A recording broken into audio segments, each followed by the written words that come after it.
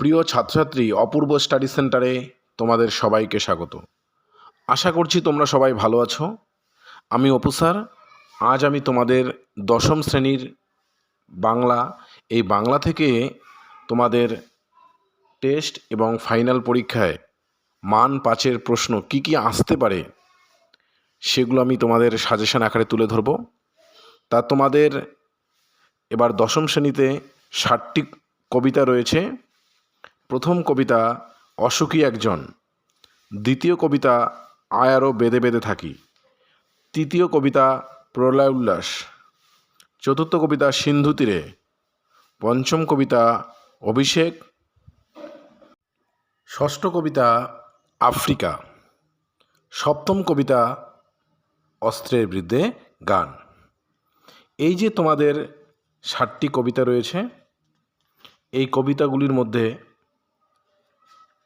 আয়ারও বেঁধে বেঁধে থাকি এবং সিন্ধু তীরে, এই দুটো কবিতা থেকে মান 5-এর নোট 2024 সালে মাধ্যমিক পরীক্ষায় এসে গেছে। তাই এবার আমি তোমাদের মাধ্যমিক পরীক্ষায় অর্থাৎ 2025 সালে কি আসতে পারে সেটার উপর ভিত্তি করে সাজেশন তৈরি করছি। তাই আমার মতে এবার অসুখী একজন, আফ্রিকা ও প্রলয় উল্লাস, এই 3টি কবিতা থেকে মান 5-এর প্রশ্ন করতে পারে। তাই এই 3টা থেকে তোমরা বেশি করে মান 5-এর প্রশ্নগুলো ভালো করে পড়বে। এছাড়া অভিষেক ও অস্ত্রের বিরুদ্ধে গান, এই দুটি কবিতা থেকে আমি অভিষেক থেকে 3টি ও অস্ত্রের বিরুদ্ধে গান থেকে 2টি প্রশ্ন দিচ্ছি। এই প্রশ্নগুলো তোমরা দেখে নিও। কবিতা অসুখী একজন, তো এই অসুখী একজন থেকে মান 5-এর প্রথম প্রশ্ন অর্থাৎ 1 নম্বর প্রশ্ন, যেখানে ছিল শহর সেখানে ছড়িয়ে রইল কাঠ কয়লা। অসুখী একজন কবিতা অবলম্বনে শহরের এই পরিণতি কিভাবে হলো তা লেখো। মোস্ট ইম্পর্টেন্ট, ভালো করে পড়বে। দ্বিতীয় প্রশ্ন, শিশুরা আর বাড়িরা খুন হলো, সেই মেয়েটির মৃত্যু হলো না। মেয়েটিকে, তার মৃত্যু না হওয়ার কারণ কি? কি কারণে শিশু ও বাড়িরা খুন হলো?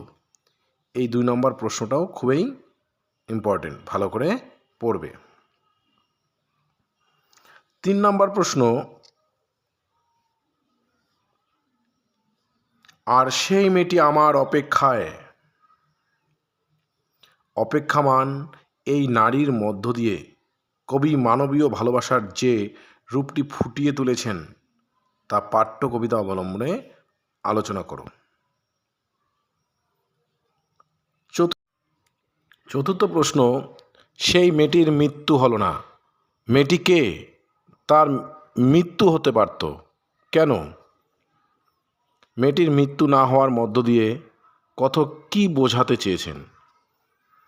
এই ছিল অসুখী একজন কবিতার 4টি প্রশ্ন। এই 4টি প্রশ্ন তোমরা ভালোভাবে রেডি করবে।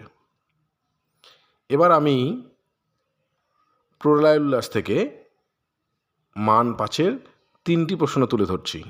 এই 3টি প্রশ্ন পড়লেই তোমাদের হয়ে যাবে। প্রথম প্রশ্ন, ভেঙ্গে আবার গড়তে জানে সে চির সুন্দর, কার কথা বলা হয়েছে? তার ভাঙ্গা গড়ার প্রসঙ্গটি প্রলয় উল্লাস কবিতা অনুসারে আলোচনা করো। দ্বিতীয় প্রশ্ন, প্রলয় উল্লাস কবিতায় কবি কাজী নজরুল ইসলাম ভয়ঙ্করের আগমনের যে বর্ণনা দিয়েছেন তা নিজের ভাষায় লেখো। তৃতীয় প্রশ্ন, প্রলয় উল্লাস কবিতায় একদিকে ধ্বংসের চিত্র আঁকা হয়েছে, আবার অন্যদিকে নতুন আশার বাণী ধ্বনিত হয়েছে, প্রসঙ্গটি কবিতা অবলম্বনে লেখো। তাই এই ছিল প্রলয় উল্লাস থেকে মান 5-এর 3টি প্রশ্ন। এই 3টি প্রশ্ন তোমরা ভালোভাবে রেডি করবে। এবার আমি তৃতীয় যে খুব ইম্পর্ট্যান্ট কবিতাটি তোমাদের রয়েছে আফ্রিকা, এখান থেকেও এবার মাধ্যমিক পরীক্ষায় আসতেই পারে মান 5-এ। মান 5-এর প্রথম যে প্রশ্নটি সেটি হলো, এসো যুগান্তরের কবি। কবি রবীন্দ্রনাথ কেন যুগান্তরের কবিকে আহ্বান করেছেন? যুগান্তরের কবি কোন পরিস্থিতিতে এসে কি করবেন? এটা মোস্ট ইম্পর্টেন্ট, ভালো করে পড়বে। দ্বিতীয় প্রশ্ন, চিরচিহ্ন দিয়ে গেল তোমার অপমানিত ইতিহাসে। কাকে এ কথা বলা হয়েছে? কিভাবে তার অপমানিত ইতিহাসে চিরচিহ্ন মুদ্রিত হলো? তৃতীয় প্রশ্ন, হায় ছায়াবৃতা। ছায়াবৃতা বলার কারণ কি? তার সম্পর্কে কবি কি বলেছেন? সংক্ষেপে লেখো। চতুর্থ প্রশ্ন, সভ্যের বর্বর লোভ।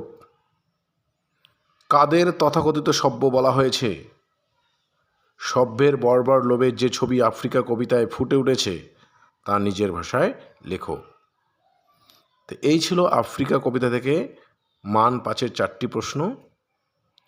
এগুলো ভালোভাবে রেডি করতেই হবে। তাই এই যে 3টি কবিতা দিলাম, অশোকী একজন, প্রলয় উল্লাস ও আফ্রিকা, এই 3টা থেকেই মান 5-এর প্রশ্নটা তৈরি হবে। এখান থেকে পড়লেই তোমরা কমন পাবেই, 100% কমন পাবেই। তবু তোমাদের পড়ার জন্য আমি অভিষেক থেকে 2টি আর অস্ত্রের বিরুদ্ধে গান থেকে 2টি প্রশ্ন করে দিচ্ছি। তো অভিষেক থেকে তোমরা পড়বে, নমিপুত্র পিতার চরণে করজোরে কহিলা, পিতা ও পুত্রের পরিচয় দাও।